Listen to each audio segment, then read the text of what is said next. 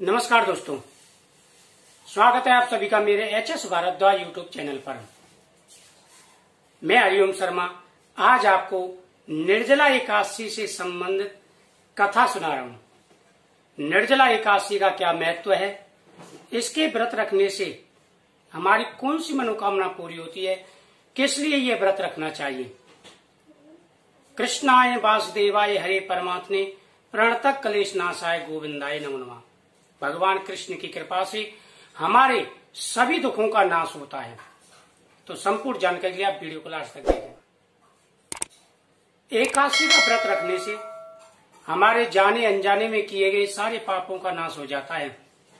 जो लोग एकादशी का व्रत रखते हैं, शुक्ल पक्ष और कृष्ण पक्ष दोनों महीने की दोनों एकादशियों का व्रत रखते हैं, भगवान मधुसूदन वासुदेव उनकी सभी मनोकामनाएं पूरी करते हैं। मनुष्य को कोई व्रत अगर ना रखे तो एकादशी का व्रत अवश्य करना चाहिए। एकादशी का व्रत करने से घर में माता लक्ष्मी और भगवान विष्णु वास करते हैं। जो व्यक्ति एकादशी का व्रत करते हैं उनको कभी कोई परेशानी नहीं आती। उनके घर में धन्य धान्य पुत्र सुख समृद्धि शांति हर चीज विराजमान रहती है।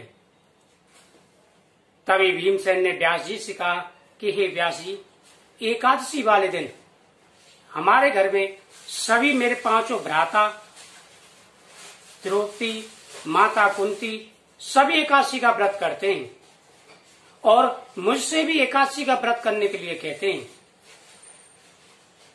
लेकिन हे ऋषिवर, मैं एकादशी का व्रत नहीं रख सकता। कोई ऐसा उपाय बताइए जिससे करने से एकादशी के पुण्य का फल प्राप्त हो सके। मैं दान भी दे सकता हूं, पूजा पाठ भी कर सकता हूं, लेकिन व्रत नहीं रख सकता। व्यास जी कहने लगे कि हे भीमसेन, यदि तुम नरक को बुरा और स्वर्ग को अच्छा समझते हो तो प्रत मास की दोनों एकादशियों को अन्न मत खाया करो। यानी व्यास जी ने कहा कि हे भीमसेन, यदि तुम स्वर्ग को अच्छा और नरक को बुरा समझते हो तो महीने की दोनों एकादशियों का व्रत किया करो। तब भीमसेन ने कहा, हे पितामह, मैं तो पहले ही कह चुका हूं कि मैं भोजन के बिना नहीं रह सकता। यदि वर्ष भर में कोई एक ही व्रत हो तो मैं रख सकता हूं। भीमसेन बोले कि हे पितामह, आप मुझे बताइए कि अगर साल में कोई एक व्रत हो तो मैं रख सकता हूं, लेकिन हर 15 दिन में मैं व्रत नहीं रख सकता। मेरे पेट में व्रत नाम वाली अग्नि है। मैं अन्न के भोजन के बिना पूरा उपवास तो क्या, एक समय भी बिना भोजन के नहीं रह सकता। अतः आप मुझे कोई ऐसा व्रत बताइए जो वर्ष में केवल एक ही बार करना पड़े और मुझको स्वर्ग की प्राप्ति हो जाए। हे व्यास जी, मैं एक दिन तो क्या, एक समय भी बिना भोजन के नहीं रह सकता। कोई ऐसा व्रत बताइए जो साल में एक दिन पड़े और उसको करने से मुझे स्वर्गलोक की प्राप्ति हो। श्री व्यास जी कहने लगे कि हे पुत्र, बड़े बड़े ऋषियों ने अनेक शास्त्र आदि बनाए हैं जिनमें वर्णित उपायों के द्वारा थोड़ी परिश्रम से ही स्वर्ग की प्राप्ति हो जाती है, परंतु उन शास्त्रों में भी दोनों एकादशियों को उत्तम बताया है। कि हे भीमसेन, ऋषि मुनियों ने बड़े बड़े शास्त्र बनाए हैं, बड़ी बड़ी कथाएं कही है, व्रत बताए हैं, लेकिन उनमें भी एकादशियों का महत्व सबसे ज्यादा बताया गया है। व्यास जी के वचन सुनकर भीमसेन नरक में जाने के वैसे भयभीत होकर कांपने लगे। कंपायमान होकर बोले, अब क्या करूं? एक मास में 2 व्रत तो क्या, मैं एक व्रत भी नहीं कर सकता। हाँ, वर्ष में एक व्रत करने का प्रयत्न अवश्य कर सकता हूं। एक दिन व्रत करने से मेरी मुक्ति हो जाए, यदि ऐसा कोई व्रत हो तो बताइए।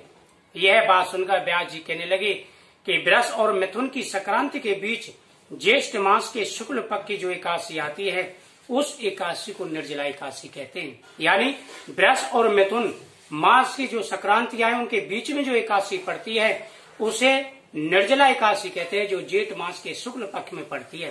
हे भीमसेन, तुम उनका व्रत करो। उस एकादशी का व्रत करने से तुम्हें मास के 12 एकादशियों का फल प्राप्त हो जाएगा। तुम उस एकादशी का व्रत करो। इस एकादशी के व्रत में स्नान और आचमन के सिवा जल वर्जित है। आचमन में 6 माह से जल से अधिक नहीं होना चाहिए, अन्यथा वह मदपान के सदृश हो जाता है। इस दिन भोजन नहीं करना चाहिए, क्योंकि भोजन करने से व्रत नष्ट हो जाता है। यानी व्रत करें तो 6 मासा जल होना चाहिए। जैसे चरणामृत लेते हैं, हाथ में चरणामृत लेते हैं, उतना ही जल इंसान पी सकता है। उससे ज्यादा जल पीना मदमांस के बराबर होता है। लेकिन इसमें भी नियम बताया गया है कि अगर सामर्थ हो तो आप निर्जल एकादशी रखें, अगर सामर्थ ना हो तो सादा एकादशी की तरह भी निर्जल एकादशी का व्रत रख सकते हैं। किसी के शरीर में कोई परेशानी होती है, किसी को ब्लड प्रेशर की परेशानी होती है, कई प्रकार की ऐसी परेशानियां होती हैं जिसकी वजह से व्रत पूरा नहीं कर पाते, तो वो फलाहार रख करके व्रत कर सकते हैं, उसमें कोई दोष नहीं होता है। इस एकादशी के दिन सूर्योदय से पहले द्वादशी को सूर्योदय तक जल ग्रहण न करने से समस्त एकादशियों का बल व्रत का फल प्राप्त हो जाता है। यानी इस एकादशी को द्वादशी के सूर्योदय से पहले तक अगर कोई जलपान नहीं करता है, निर्जल रखता है, तो उसको जो है पूरे 24 एकादशियों का फल प्राप्त हो जाता है। द्वादशी को सूर्योदय से पहले उठकर स्नान आदि करके ब्राह्मण को दान देना चाहिए। इसके पश्चात भूखे और सतपात ब्राह्मण को भोजन कराकर फिर स्वयं भोजन करना चाहिए। इसका फल 1 वर्ष की संपूर्ण एकादशियों के फल के बराबर होता है। यानी एकादशी को व्रत रख करके द्वादशी वाले दिन ब्राह्मण को दान दक्षिणा देना चाहिए। और एकादशी वाले दिन भी जो निर्जल एकादशी होती है, ये गर्मियों में पड़ती है, तो इसमें शरबत, पंखा, फल ऋतु के अनुसार ये दान जरूर करने चाहिए, क्योंकि ये पितरों की एकादशी होती है। और इस दिन पितरों के नाम से संकल्प करा करके देना चाहिए। इससे हमारे 7 पीढ़ी तक के पितरों का उद्धार हो जाता है, और इंसान के ऊपर अगर पितृदोष हो तो वो भी शांत हो जाता है। इस एकादशी का बड़ा महत्व होता है। संकल्प करा करके आप पितरों के नाम से ब्राह्मण को दान जरूर दें, और इस दिन संकल्प जरूर कराएं पितरों के नाम से। ऐसा करने से एकादशियों के व्रत का फल तो मिलता ही है, लेकिन पितरों का भी उद्धार हो जाता है और पितृदोष से भी मुक्ति मिल जाती है। व्यास जी कहने लगे कि हे भीमसेन, यह मुझको स्वयं भगवान ने बताया है। इस एकादशी का पुण्य समस्त तीर्थों और दानों से बढ़कर है। केवल एक दिन मनुष्य निर्जल रहने से पापों से मुक्त हो जाता है। जो मनुष्य निर्जल एकादशी का व्रत करते हैं, उनको मृत्यु के पश्चात यमदूत आकर नहीं घेरते, वरन भगवान के पादर्श उसको पुष्पक विमान में बैठाकर स्वर्गलोक को ले जाते हैं।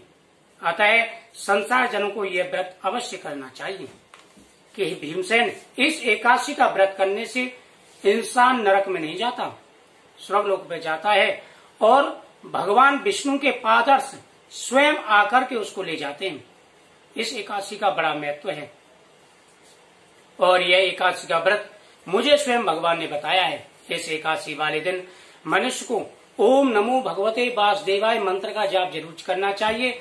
अगर हो सके तो इस मंत्र की 108 आहुतियां भी देनी चाहिए, बड़ा महत्व होता है। ओम नमो भगवते वासुदेवाय इस मंत्र का उच्चारण करके गोदान भी करना चाहिए। गोदान करने से पुण्य की प्राप्ति होती है। व्यास जी के आज्ञानुसार भीमसेन ने भी इस व्रत को किया, इसी कारण वह एकादशी को भीमसेन या पांडवी एकादशी कहते हैं। निर्जल व्रत करने से प्रथम भगवान का पूजन करके यह प्रार्थना करें कि हे भगवान, आज मैं निर्जल व्रत करूंगा, दूसरे दिन भोजन करूंगा, मैं इस व्रत को श्रद्धा पूर्वक करूंगा, अतः आपकी कृपा से मेरे सभी पाप नष्ट हों। और एकादशी का व्रत रखते समय सुबह के समय भगवान से प्रार्थना करें, संकल्प करें कि हे प्रभु, आज मैं पूरे दिन निर्जल व्रत रखूंगा, दूसरे दिन व्रत का पारण करूंगा, भोजन करूंगा, तो आप मेरी शरीर की रक्षा करें और मेरे इस व्रत को जो स्वीकार करें। मैं सामर्थ्य के अनुसार जो है दान भी करूंगा और व्रत का पूरा नियम भी निभाऊंगा। इस दिन एक गड़ा वस्त्र से ढककर स्वर्ण सहित दान करना चाहिए। जो मनुष्य इस व्रत को करते हैं उनको करोड़ पल सोने के दान का फल मिलता है, और जो इस दिन यज्ञ आदि करते हैं उनका फल तो वर्णन ही नहीं किया जा सकता। इस दिन एकादशी से मनुष्य विष्णुलोक को प्राप्त होते हैं। जो मनुष्य दिन अन्न खाते हैं वे चांडाल के समान हैं, और इस दिन गड़ा, फल, वस्त्र, अन्न के साथ में गड़ादान भी करना चाहिए। इससे पुण्य की प्राप्ति होती है, स्वर्गलोक की प्राप्ति होती है, और अन्न वर्जित है, अन्न नहीं खाना चाहिए। और अंत में नरक को जाते हैं। ब्रह्म हत्यारे, मदपान करने वाले, चोरी, गुरु के साथ देश करने वाले भी इस व्रत के पुण्य से स्वर्गलोक को जाते हैं। हे कुंती पुत्र, श्रद्धा पूर्वक व्रत को करने से के बाद सर्वप्रथम भगवान का पूजन, गोदान, ब्राह्मण को मिष्टान तथा दक्षिणा देनी चाहिए। निर्जला के दिन अन्न, वस्त्र, छत्र, उपनाह, जूती आदि का दान करना श्रेष्ठ है। जो मनुष्य भक्ति पूर्वक इस कथा को पढ़ते व सुनते हैं उनको 1000 गोदान का फल प्राप्त होता है। यानी इस दिन जितनी श्रद्धाओं दान करना चाहिए और पूरे नियम के साथ में इस व्रत को करना चाहिए। ओम नमो भगवते वासुदेवाय।